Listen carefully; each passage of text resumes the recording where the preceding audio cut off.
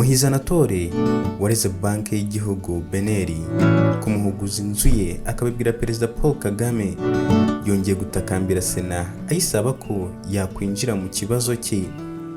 Nyakubahwa Perezida wa Repubulika naguze inzu mu mwaka wa 2015 nyigurira imbere ya noteri w'umurenge wa Runda mu karere ka Kamonyi. Inzu naguze yari ifite ibyangombwa byose ndetse bampa n'igipapuro cya RDB ko atari ingwate ndetse n'ikigo cy'ubutaka noteri wabanyemerera kugura ko nta kibazo inzu yari ifite. Dore ko yafunzwe nyuma yo kubaza Perezida iby'iyo nzu ye. Muhizi yandikiye Sena ku nshuro ya kabiri, aho mbere yamugiriye inama ngo yandikire Minisiteri y'Ubutegetsi bw'Igihugu Minaloke, maze akabikora hagashira amezi 5 atarasubizwa. None akaba yongeye kwandikira Sena asaba ko yahabwa inzu ye iri mu murenge wa Runda mu karere ka Kamonyi. Nyuma ibyangombwa bijya muri mitasiyo abo twaguze kuko ngo yakoraga muri Beneri ngo nuko ngo yiba Beneri. Noneho Beneri irangije ibuza ikigo cy'ubutaka kumpa ibyangombwa. Nyakubahwa Perezida kuva icyo gihe na n'ubu nkaba nabasabaga ko rimwe mwanyemura ikibazo kuko n'ubundi abo kuva icyo gihe n'ubu ntabwo byakozwe. Abayobozi bose bo mwe nayo yumva ibibazo byanjye kumva ndarengana akambwira ati genda ujye wiragiza Imana. Itonde vuga buhoro. Icyo gihe Perezida Paul Kagame yategetse wari Minisitiri w'Ubutegetsi bw'Igihugu Jean-Marie Vianney Gutabaza kumukemurira ikibazo bitarenze mu minsi 3. Minisitiri Gutabaza na abantu bashinzwe polisi haruri hano. Iki kibazo ubu tugiye mu weekend, ariko mu cyumweru gitaha tera kuwa mbere mu minsi 3 kizabe cyakemutse. Ku munsi wa kabiri gusa Anatole Muhizi yahise afungwa akekwaho icyaha cy'ivangura, gukoresha ibikangisho, kurura amacakubiri no gutuka cyangwa gusagarira abari mu nzego z'ubutabera. Urukiko rwisumbuye rwa Muhanga rwaje kumuhamya ibyaha akatirwa igifungo cy'imyaka 5, ariko aza kujurira mu rukiko rukuru. Urugereko rwa Nyanza agirwa umwere maze arafungurwa. Mu kiganiro Anatole yagiranye n'ikinyamakuru Umuseke yagize ati Perezida Kagame yari yavuze ko mu minsi itarenze 3 banakemuriwe ikibazo, none hashize imyaka 3. Perezida Kagame yari yavuze ko mu minsi itarenze 3 banakemuriwe ikibazo, none hashize imyaka 3 nta kunkemurira ikibazo, ahubwo narafashwe ndafungwa mpimbirwa ibyaha bitewe n'ikibazo nabajije.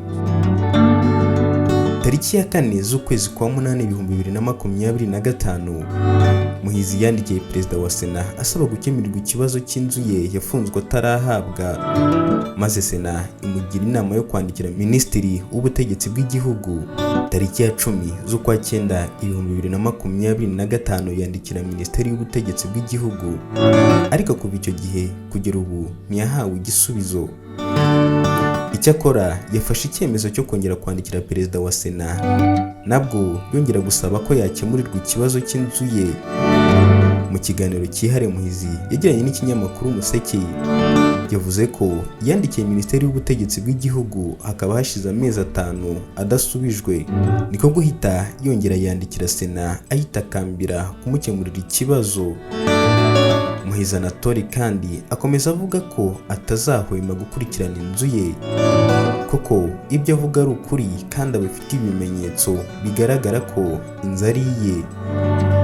Amakuru yizewe nuko iriya nzu ye ifitwe n'abandi bantu Muhizi Anatole atazi. Muhizi akavuga ko yirinze kujyayo kugira ngo atongera guhimbirwa ibindi byaha, akaba yarahisemo kuyoboka inzira zo kugana ubuyobozi. Kandi ikinyamakuru Umuseke cyifuje kubaza Sena kuri iki kibazo, ariko iki kinyamakuru kivuga ko bitabakundiye ko babona amakuru aturuka muri Sena. Mu ibaruwa Muhizi yanditse yasoje amenyesha Perezida wa Repubulika Paul Kagame, dore ko n'ubundi ari we yari yaragiye ikibazo cye, ariko we yashinze kugikemura ntiyabikora, ahubwo uwabajije arafungwa. Iki kibazo cya Muhizi Anatole ni ikibazo kimaze imyaka 3 kikaba cyaravuzwe mu bitangazamakuru bigiye bitandukanye n'abanyamakuru bagiye bakomeye, ariko kugeza ubu ntikirabonerwa igisubizo. Ubwo rero nakubazaga nti Perezida wa Repubulika yasuye abaturage mu karere ka Nyamasheke, umugabo atanga ikibazo cy'inzu ye. Aragarutse noneho Muhizi nkubeshye ndamukarabye. Uramukarabye neza urumva, ariko wari warabimubwiye ati nyabona nunagaruka ntabwo nugaruka uzagenda urye dukekwe inzara yigwaho. Ati nyakubahwa Perezida wa Repubulika, niyo umuntu atasenga yakamburwa ibye. Aragarutse se yagarutse Sora yaramwica pe. Muhizi uherutse Muhizi hari ubushe ninde wamuvuniye inuza ni Rwangombwa. Muhizi uherutse kugirwa umwere n'urukiko yandikiye Perezida wa Sena. None se uko yandikiye Perezida wa Sena, wari Perezida wa Sena w'ikemura ikibazo yari yarabwiye Perezida wa Repubulika. Anatole amenyekanye arega banki nkuru cyangwa ari muri procedure. Ni process. Ariko yameza ryaba yagaye ntarenze hatatu. Yagize ati afunguwe ni progress se arega banki y'igihugu Perezida Paul Kagame nyuma agafunga kubera ko byakekwaga ko yakoze uburiganya. Urukiko rukamugira umwere yandikiye Perezida wa Sena asaba ko yamubwirira Habimana Dominiko minisitiri w'ubutegetsi bw'igihugu akamukurikirana ikibazo yari yabajije. hari umugabo niwe yavuze ko avuze umusirikare ikigaragara karwana aho gusiga bisasu ryaje iryo kwiyica ubona byatse aracyarwana uzi ko gifite ibyiringiro ko azafata umujyi. aya bako bitangiza icyo kuri ikigaragara inzu azajya oya hari badashaka kuva ku izima azapfa mbere y'inzu cyangwa inzu isenyuka imbere. muri iyi nkuru nk'iyisoma nimugoroba nibwo nabonze kubona ibyaha ngo uyu mugabo yakekwagaho mbere.